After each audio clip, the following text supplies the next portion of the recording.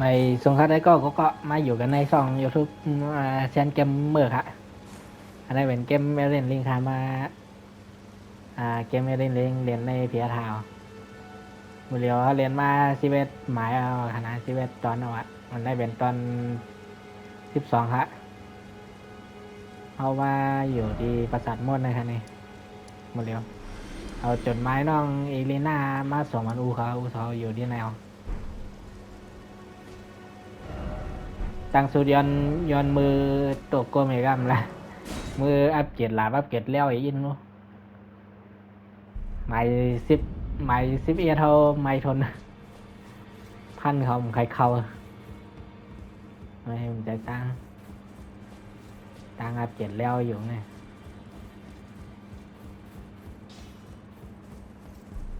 Well, I took you no matter it's lay out your arms then. อัปเกรดอะไรเราเห็นแร่สีขาวสามอัปเกรดเป็นกลางได้อะไร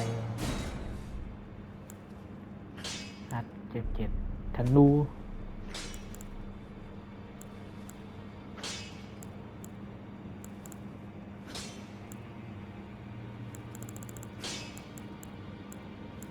อัปเกรดยังดีเท่าไหร่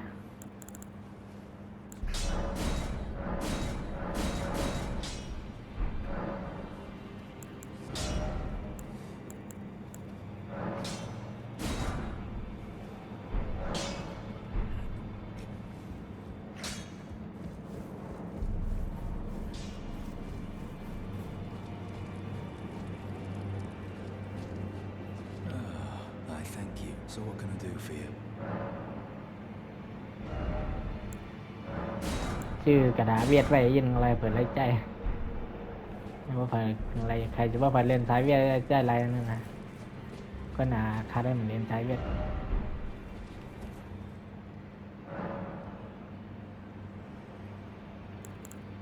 อัพเลเวลก็แล้วนะ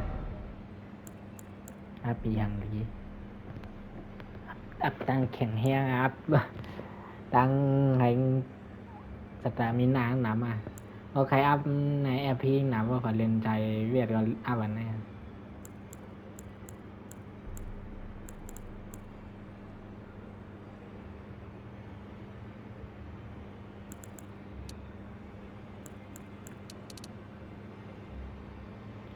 แข่งแห้งอัพวันนี้ดีกว่าเนาะ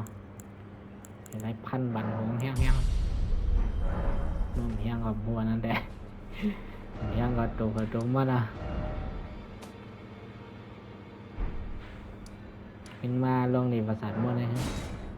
นั่นมาแล้วจดหมายน้องเอลีน่ากับสงเนี่ยน้องเขาไปคอว่ายาวอยู่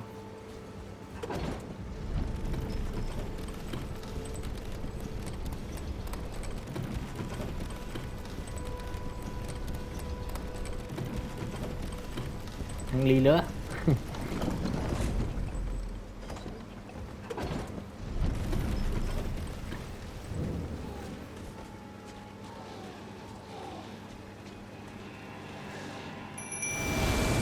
ต้องใส่กอดได้เสียยินว่ะเห็นไรเงา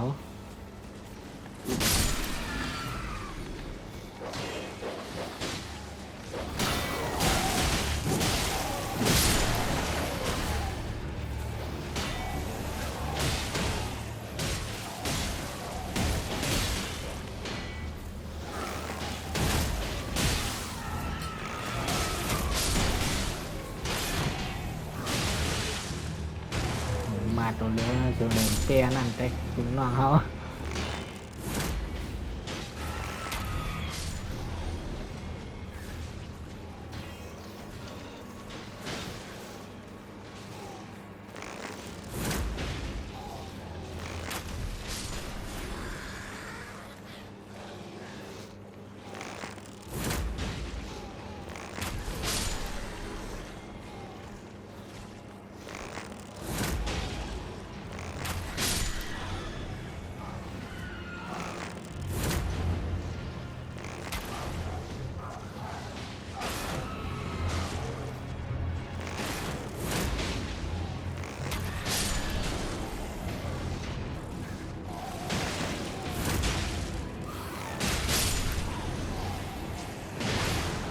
ตื่นมาเฮ้ย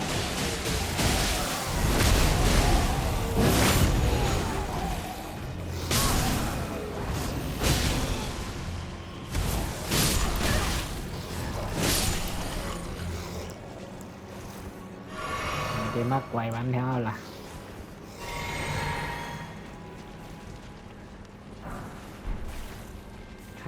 ไขมันเพิ่ง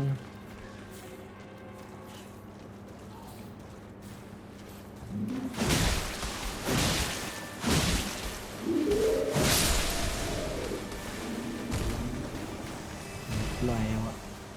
ฮะ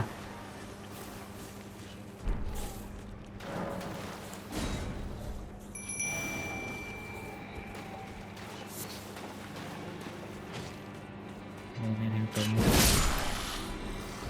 นี่แน่เอเนลาปี้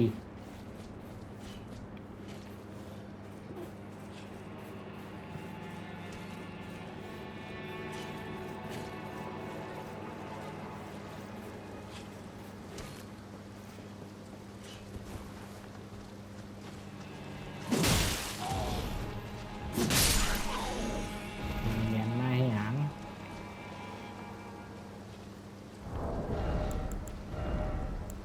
ลายใส่ในกันนี่ละยื้อไก่นี่ละยื้อไก่ยื้อห่าง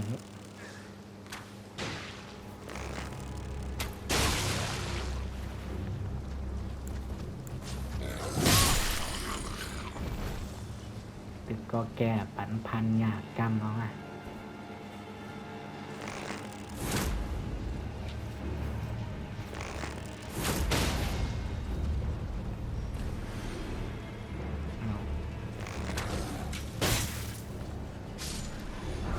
โอ้ยมีปีกลงหลัดตกกัดตายไปเลยลี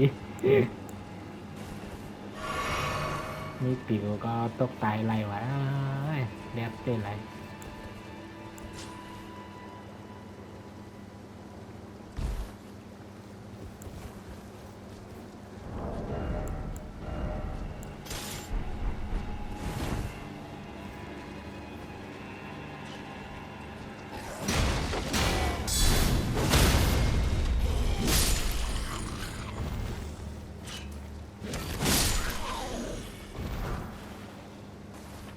หินแร่2เก็บมาติ๊กๆเอาเปลี่ยนหลักแล้วเปลี่ยนแล้วนำหนาในเกมเลยถ้าใครเล่นแล้วยังรอหาอัพสเตตัสให้แม่อะไรก็มาเรียน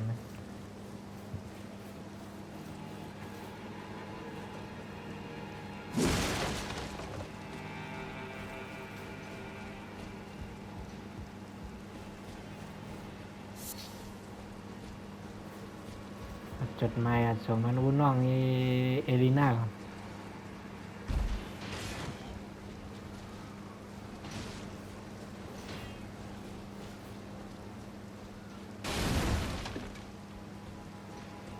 ตังตัน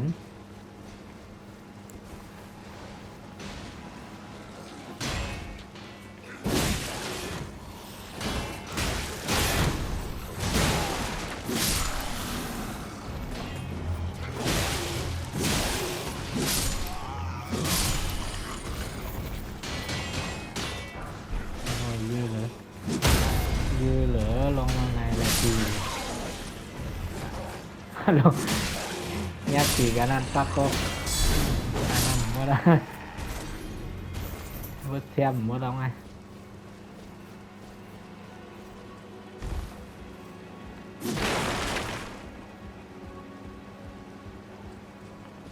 ยักษ์ปีกไอ้ลูกพัดชวมาลูกรอแล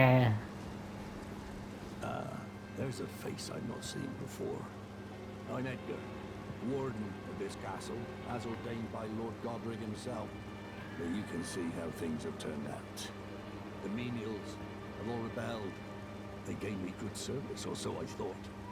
But it seems it was all an act. Foul creatures, as it said, and true enough, they're foul inside and out. I'm sorry to disappoint you, but whatever you come here to do, I'm afraid Castle Morn won't hold much longer. Take this, by way of apology. I see. From Arena. Thank you. I'm in your debt, but I can't leave yet. Even if the castle should fall, as commander, I must remain to ensure the treasured sword of Morn does not fall into the wrong hands. If you see Irina, do tell her that her father will come for her once he's fulfilled his duties. ร้านเอาไม่เมื่อไม่ละหาลุกมดนาตีเฮาอ่ะ วางหลบไปหลับวางว่ามาเฮาเอาไปเลยทางใครไปนะหลับในตำนานของมันนะ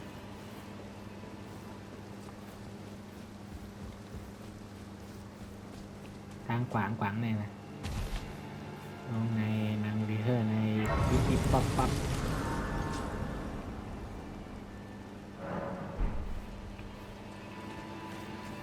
ข้างในลงอาตีในลงกัดในลงกัดตีนั้น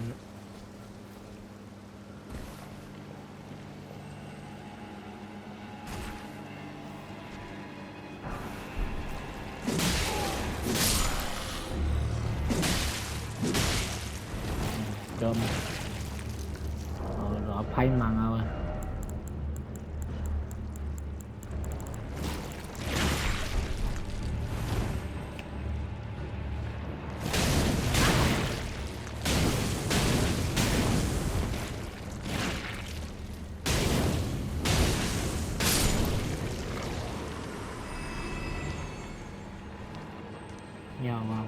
ยาวการนะ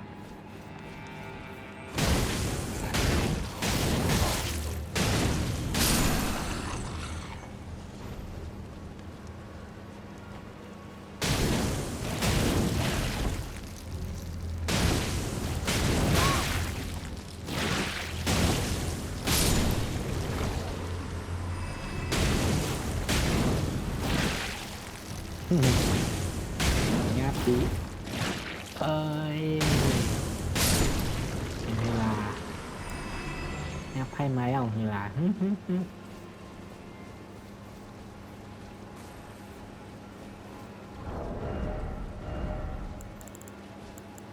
เวลาพม่าใส่ไว้ขึ้นดีวะ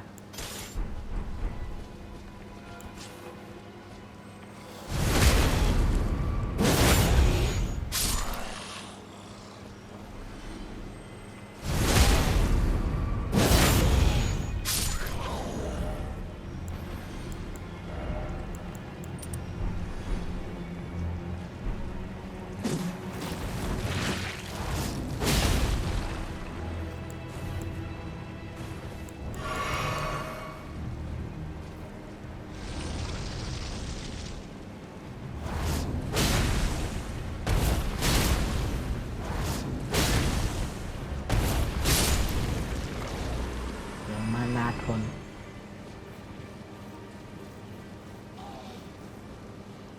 ปุ๊บปิ๊บ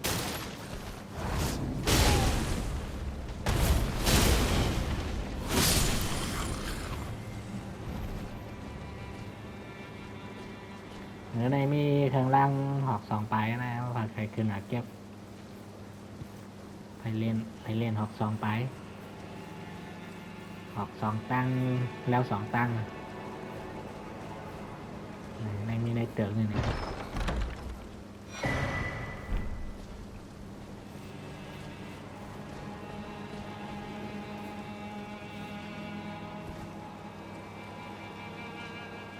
ปลี่ยนมาเฮ็ดตึกเฮ็ดปราสาทที่นาพามรถตัวละ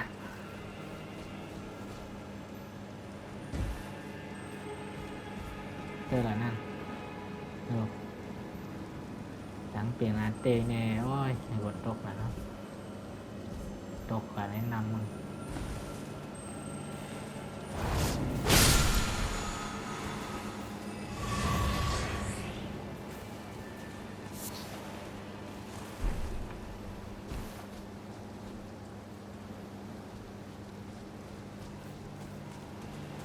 มานาหมดแถงเหย่าเมียนนุ่งลีค่ะนะไถตกแต่ตัวไฟตัวมันนะ ตัวก่อนเรียนลงมาใหม่นะหนาดังหยาบตั้งอย่าเฮ้ยเอ้ย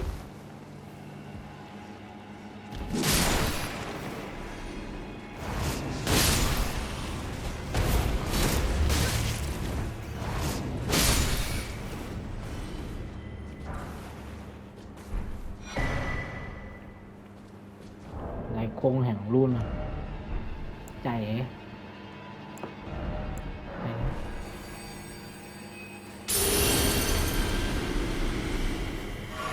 เมื่อเขาใจเรือเท่าอย่างเขาได้เพิ่มขึ้นมาเมียวอินเมียวออดสเตตัสเท่าอย่างนะ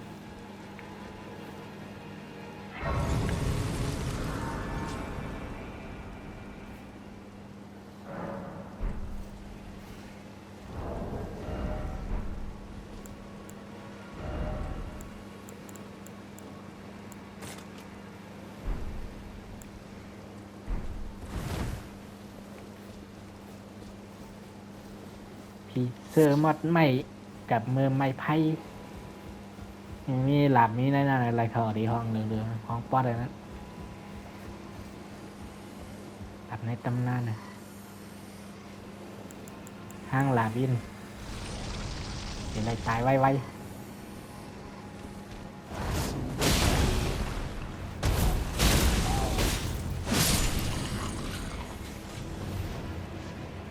โอ้โหปีเขาเยอะปีเขาลงมาไหน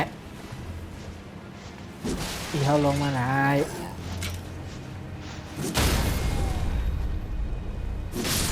อะไรวะตกตายเนี้ยนั่นแหละแต่พังหนักเนี่ยได้พอแค่พันเอาวันว่าก็ส่งให้พันเอาหรอพันยังปิ้งบ่ได้แล้วพอพันงองหันได้อันนี้เขาต้องนั่นพันอยู่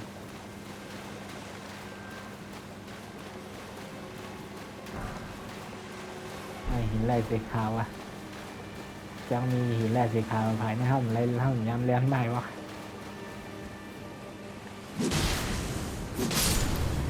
หนาวว่าอะไร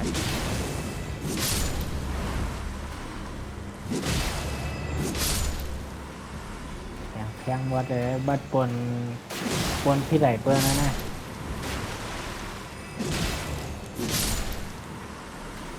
มาตัวอย่างหนังปนเยอะในที่อ่างปนหน่อย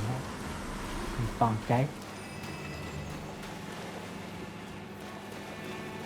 ในแดง2 ตัวโอ๊ยเอ้ย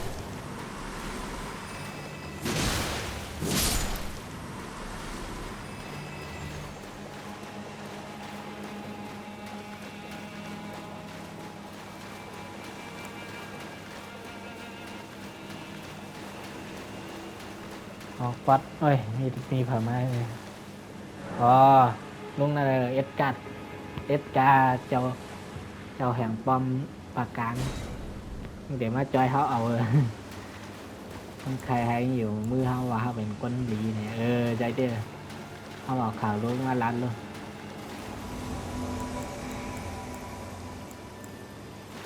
ย้อนเต็มเลยเต็มตัวอินขนาดลุงนะลุงไปกำนะ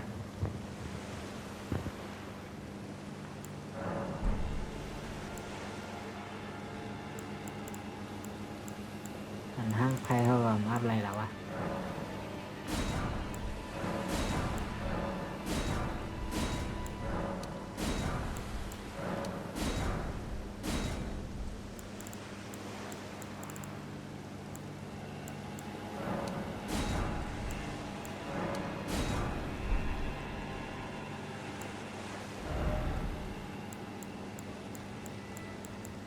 หินเนื้อคอดเต่า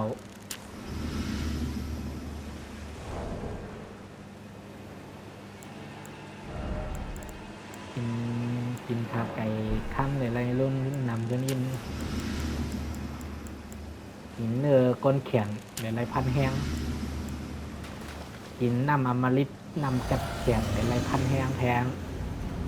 หางไพ่เด่นนี้มาครับถ้าลุงหลาน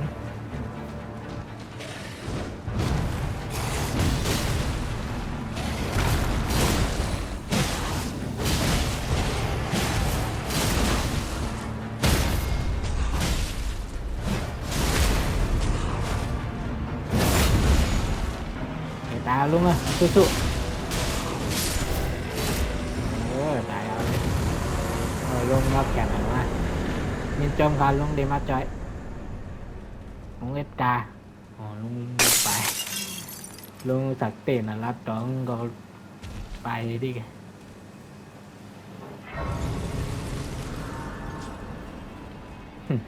ตัวไตสตามินาเข้ามาของเขากินวันนะเด้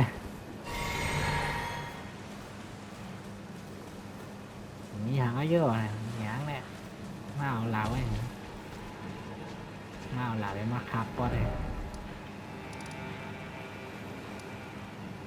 วับขึ้นไงกับลัดต่อลุ่งอันทั้งกำตึงหนังติดเก่าตรงเอ็ดกา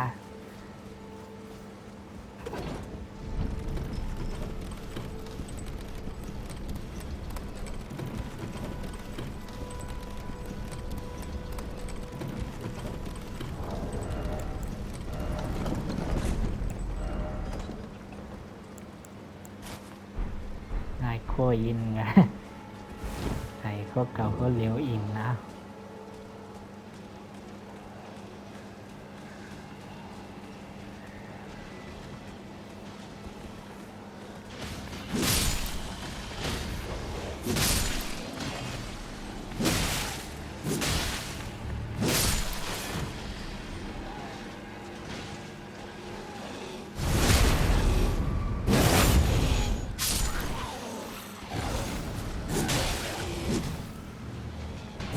ไรมามังเขาจะในใหม่นะ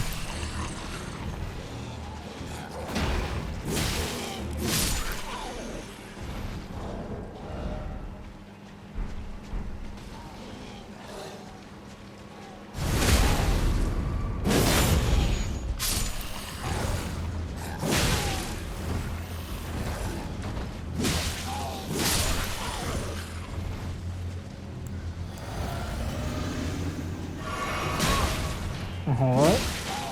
ดีเขาขายหากินเลยเด้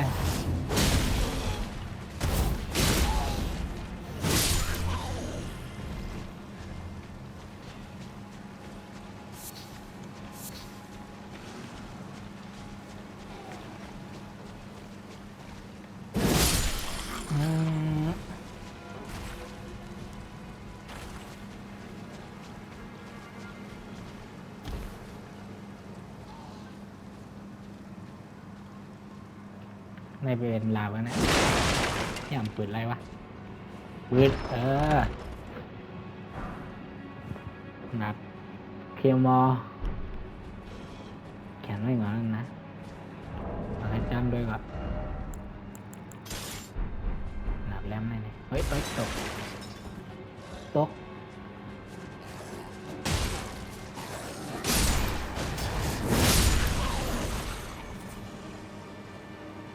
น้องแขนกำเหลวเองเมื่อใหม่แม่นั่งเล่นก็กันในเผื่อมาพิดกันอีกทางของมันวะ ไปพิดกันโชว์เบอร์เนี่ยเหรอไอ้เป็นอาลาก็เขาแขนอะไรถามอ้ามหรอนั่ง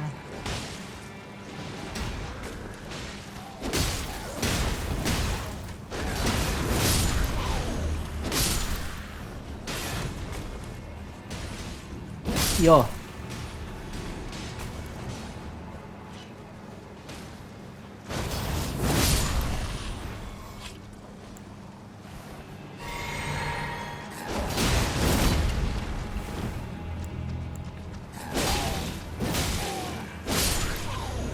พันเฮียงเลยมาได้ตายเอาอ่ะกันใจไว้เอาเลยเดี๋ยวว่าได้เลยจัดคลิปเที่ยวนะ ตั้งใจเรียนดีกว่าคันจัดคลิปให้งานหน่อยเนาะ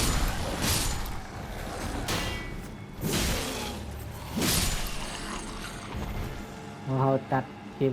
2-3 ชั่วโมงอะไรคลิปหนึ่งว่าเขาตัดได้อะไร1 ชั่วโมงอะไร1 คลิป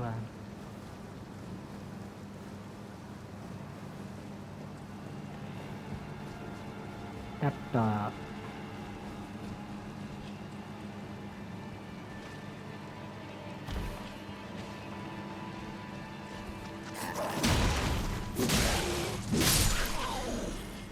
กันใหม่แทงคาปีอิ่มค่ะฮะ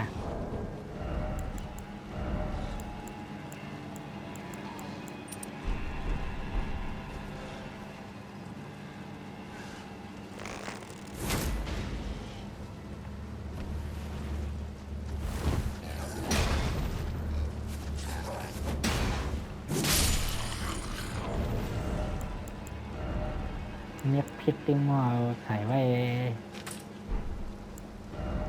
อันหนึ่งดีกว่า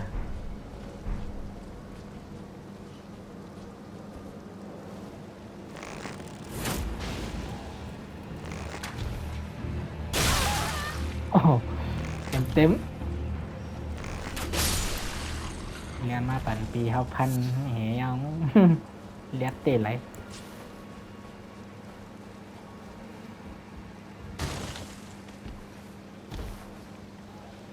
แต่ลาดต่อลุงเอสการไหนมีมันเดี๋ยวมีลัดอย่างแทนดีตอน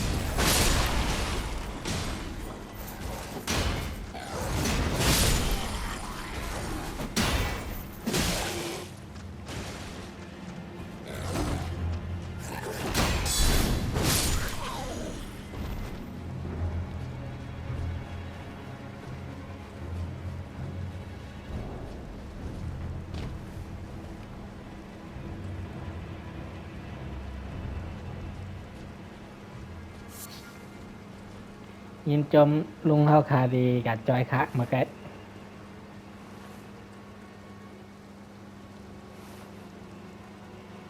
I'm in your debt for keeping the sword from those fallen creatures. I'm no longer bound by duty. Once I've rescued Arena, I will spend my remaining days with her. Thanks to you, I will be re-devote my Arena as I only hope. โอเค ลุงเขาว่าจากเตียวในกว่าได้การลุงน่าลุงเอาหวังละหมดห่วงเอาหลับมันตัวก็อยู่ในมือคนให้เอาอยู่ในมือเฮาเต้นว่าเขาเป็นคนรีว่าเขาเอาจดหมายลุงมัดส่งไปลุงอยู่ที่ไหนเนาะถ้าว่าไปก็หาเสียดตัวเองเด็กกะเต็มกะเตะ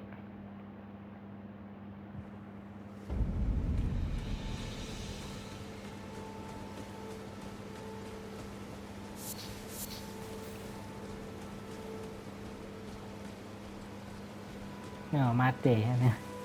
นี่นี่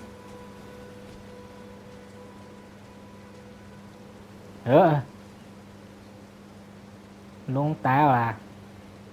โอ้โหเปิดมาพันลุงว่าโลดหลาบลุงใหญ่ยาวหลามไว้นั่นเนี่ย Arena, how could this be? My daughter deserved better. The fault lies with me. I chose duty over my daughter's safety. And that is how fate has answered. I'll find them. The foul wretches responsible for this. I'll hunt them down and exterminate every last one of them. Rest assured, Arena, it will be done. I'll find them. The foul, I'll hunt them, rest ว่า assured. เดตตามหาลังเคียนคนอันคาลุกเนี่ยวะพยมหัวด้วยหลามมาในให้เขาหุ่มใจเขาเฮ้เขาได้เฮ้เป็นตั้งพิษเขาคาวะเขาหน้าหนารัดลุง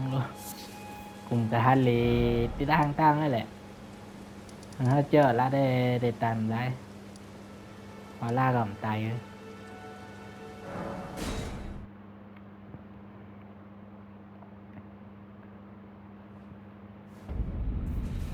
กลางวันกลางคืนมาวับกะกลางขึ้นมามังตานมาลาตีแทง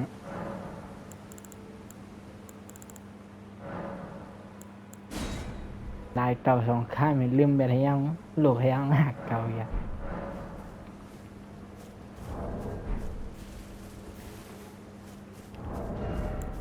เธอเขามันบ่เฮยอยู่พันแพงเหลือปบปับกำคึง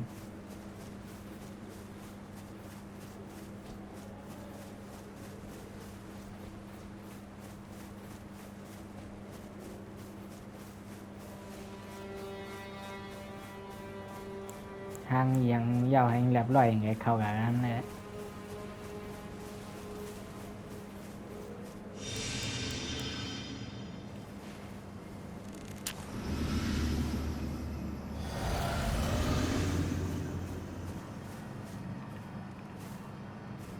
นั่นแหละนั่นแหละวันนี้มันกะ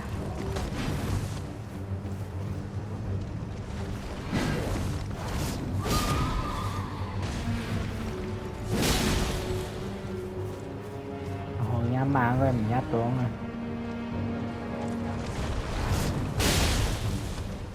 ย่างcái cầm này đây đâuเขาย่างย่างrồi hết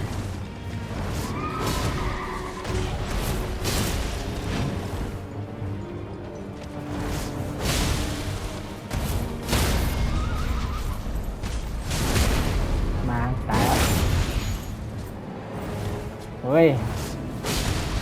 อย่าลุ่มหรอมั้ง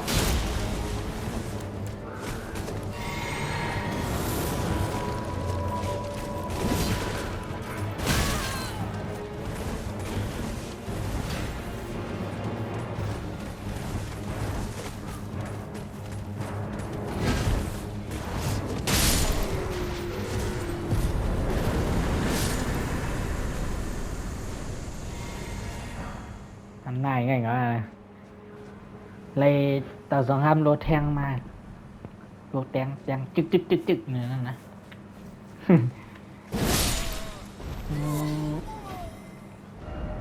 เดี๋ยวทางสองตัวเข้าไปอะไรมังแบบนี้มีดีกระท่อมของลุงนายกองลุงอย่างวะลุง Hello. Here to learn. อัศวินเบิร์นนาดสื่อผันนี้เราซื้อไว้หมดเมื่อแล้วนะกำบองกองกาดีนะห้องซึมไรแล้ว Well, until we meet again. แล้วก็ปิ่นเวลากลางคืนเห็นมั้งเห็นมีนักล่ากระดิ่งนะนักล่าหิ่งขึ้นกล้องนะ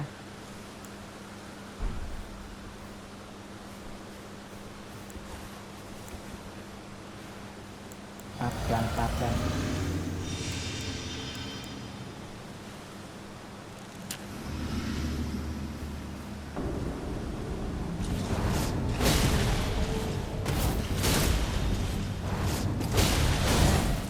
โอ้ย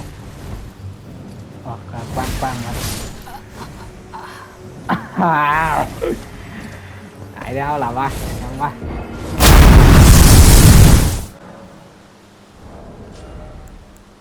ใส่mà hỏi dính á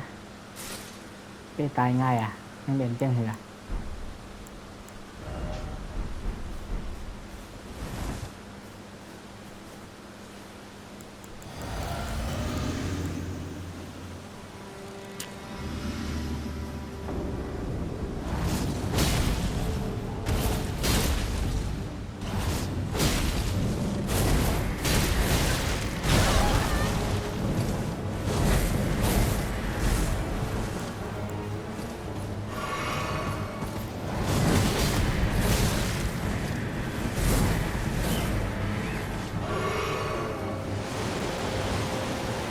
hồn mà má thằng này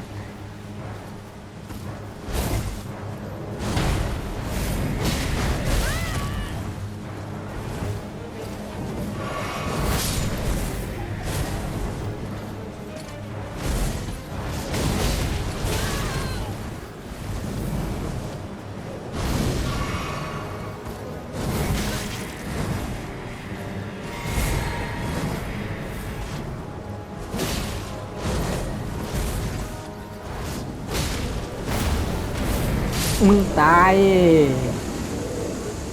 không là vìไม่ตายมาก็ตายcho màyละโอ้โหจบยาเด็ดตายอ่ะ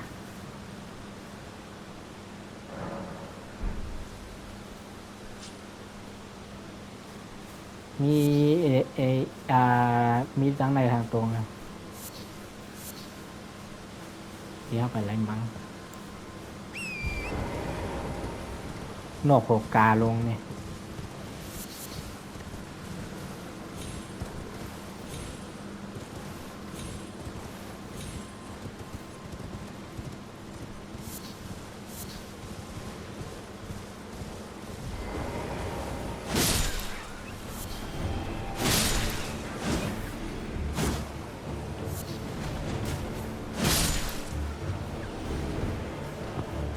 มากในคาราบีโอ้โอ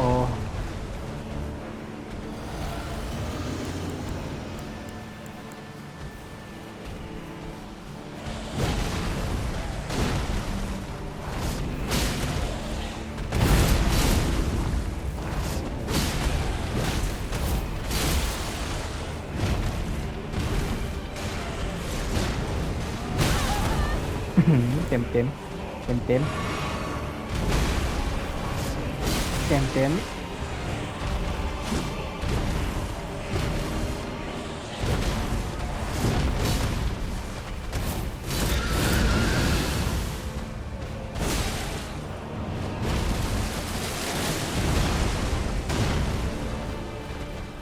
เต็มเต็มโอ้ไรพันโหกาเฮ็ด จัดใจเอาไว้เลยครับขนาดก็อย่าตายไรกัง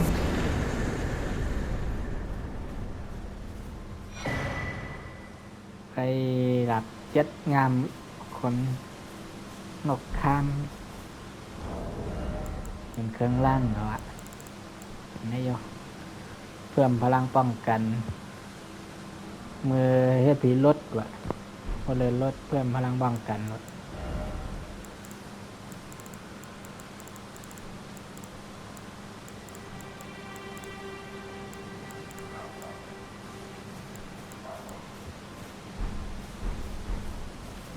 โอเคหมดปิดต่อเรื่องอะไรละขอมักบอลหน้าวันทั้งนั้นหมดปิดเต็มหูนะหรือทั้งหลายมันเป็นอะไรเกี่ยวพักหนึ่งพักถึงพักหนึ่งถึงพัก10พักเก่าหูเขาเก็บเมื่อไรเขาว่าได้อัพเลเวลอัพลงอัพเรือดินพยายามไม่ว่าอ่ะ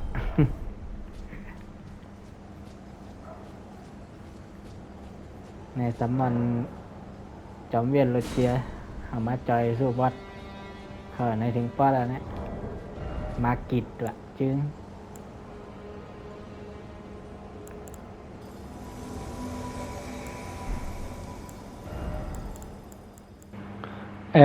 ปีเขาปรับไปยาวค่ะ วีโรเจไปวีโรเจไปนั่นนะ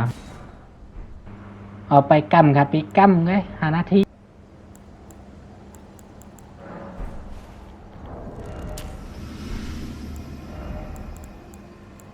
กินยังไรกินมด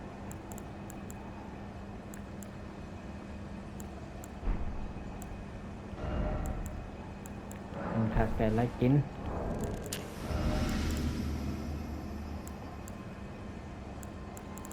หมดปีเดียวอยู่ยังกินอะไรอยู่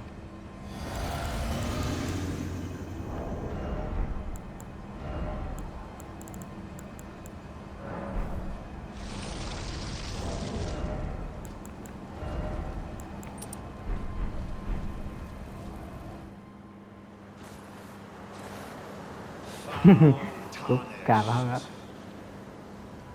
In search of the Elden Ring. Emboldened by the flame of ambition.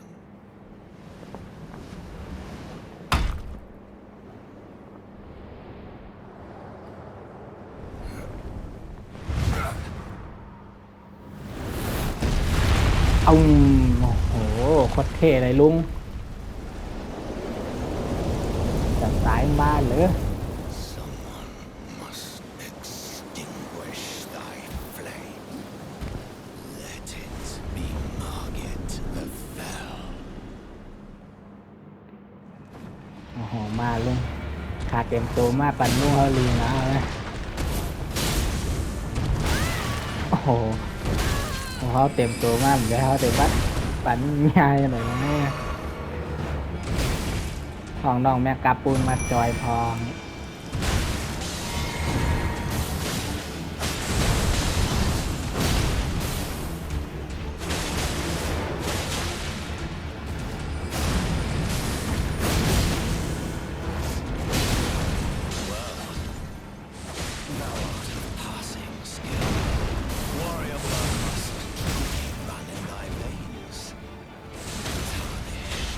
โอ้โหแดง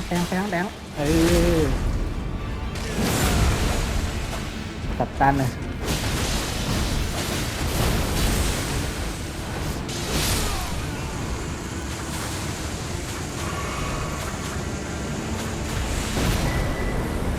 ไหวจริงเอาอะไรถงเครื่องล่างมาอะไรถงใส่เครื่องล่างมายินจมจอมเวียดนูเจียและน้องแมงกะปุนตีจอยเลยค่ะผ่านป๊อตมากิด The hands of the fell omen shall brook thee no quarter. ปลาลาเรียงนำลมหุคือมาก่ำยับ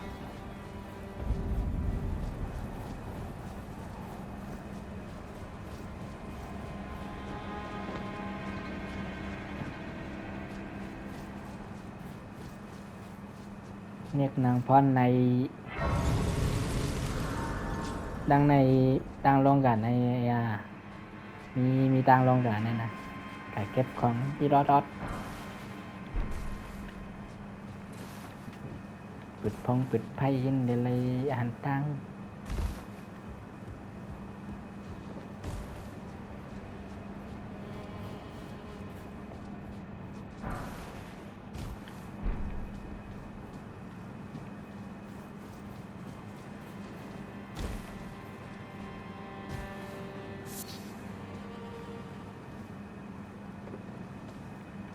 ไปเบื้องย่างการเราการทางตั้งนะจะมาเอาของกันนั่นเนี่ย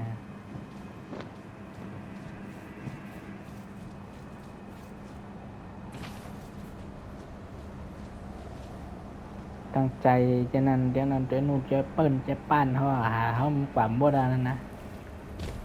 ความโบราณคลิป1 ถึงคลิป10 เอ็ดวัน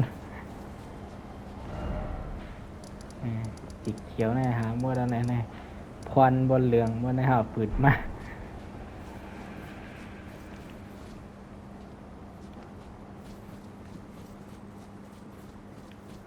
อันนี้ว่าใครเขาตั้งซื้อก็กะไรนะกะลาดลุงดังในปืดพักตูบัน Over here, would you? นั่นแหละว่าก็ตั้งซื้อมีคนยื้อกุกปอมปืนปอมกองกันเทิกลงเยื่อยเขาปับตายไงแก้มรอดแล้ว You're tarnished, aren't you? I would advise against taking the main gate into the castle.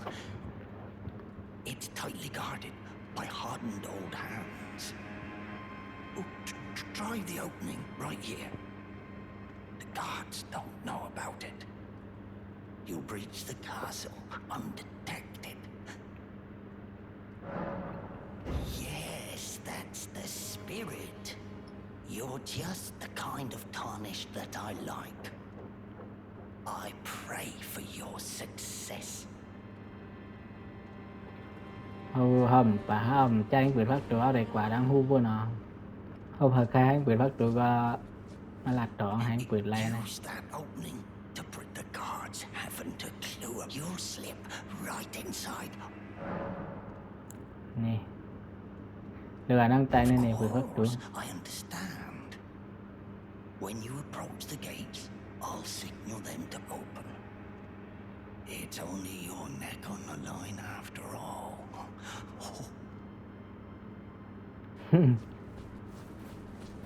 ไม่รู้จำเดี๋ยวห้องให้เปิดพักตัวห้อง Open the gates!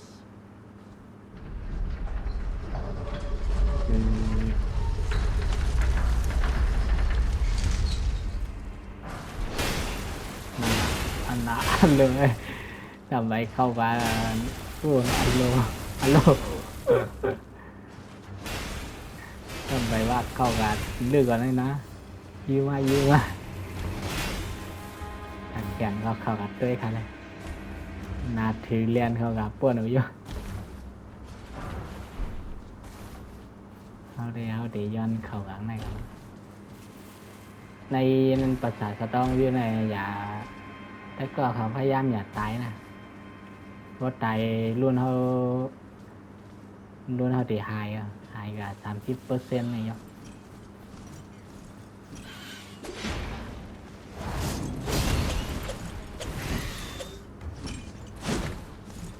จังนั่นตัวยินนะตั้งหมิงตั้งนกตั้งแมงมีแมงมนอีหังอ่ะพวกเจ้านะพันเตอร์หยาบเลย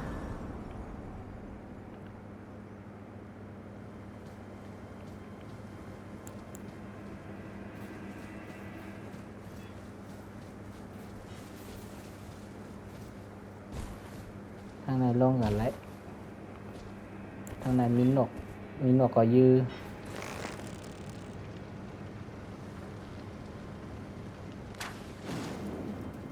cho mặt dưới gầm tơ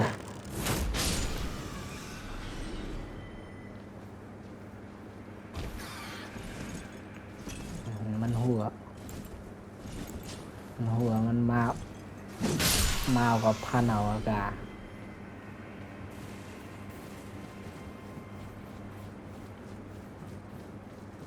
ทั้งในทั้งฮาวาฮัมมาอะไรมาทั้งฮามาทั้งนั้นมาไง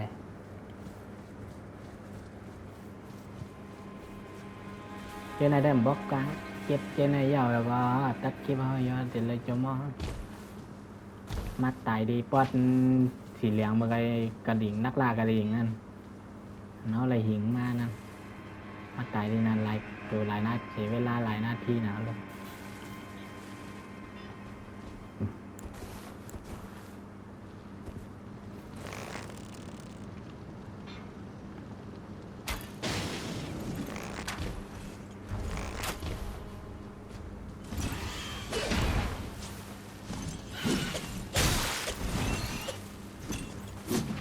โอ้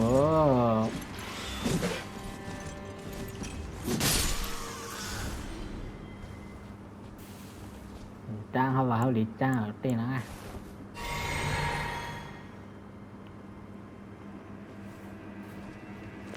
โชดชะ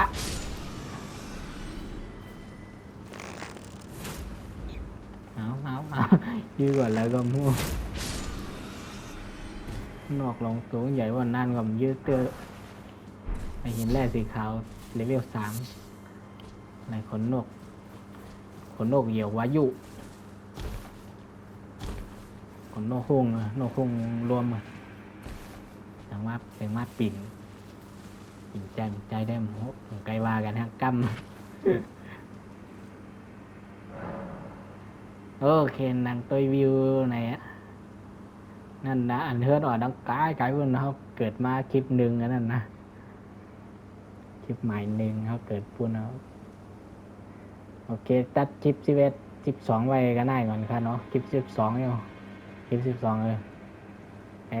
อ้มากยากกันทางคลิปใหม่13ครับในสงขลาอย่าลืมเน็ตติดตามปั่นอินค่ะนะโอเคก่อน